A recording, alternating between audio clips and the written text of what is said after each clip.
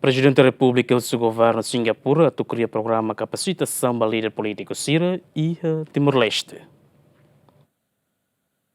Presidente da República Zeramos Horta Teten alona pedido para o governo de Singapura a estabelecer programa especial para Timor-Leste, liu for formação para líder político Síria no acadêmico Síria nebe idade liu ona tolonolo. Formação ne foca liu para área política, nessa política externa, liderança, economia, finanças e administração pública. Horta a questão ne e aeroporto internacional Comoro Dili domingo ne a fila Rússia Singapura, onde participa conferência com a segurança e a região Ásia-Pacífico e a semana Coto. Ao halo pedido para o primeiro-ministro Singapura para halo programa especial para Timor para halo curso bem intensivo mas bem badak para convida líderes políticos ou bem acadêmico, mas e a área política, a área econômica,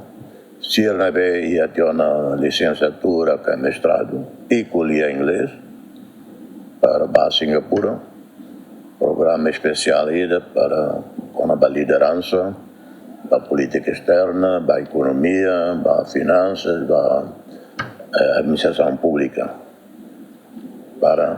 E a nossa nene, candidato nene, tem 30 e tal anos, ou 40, tanto geração FOM, para preparar a capacitação de equilíbrio para a governação.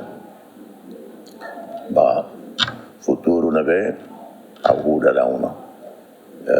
E se assim, agora quedas, agora é o líder servalo, os candidatos, e os líderes partidários, é bem independente. E programa é a tempo badak. Cada programa, cada módulo, 5 dias, 10 dias, fila.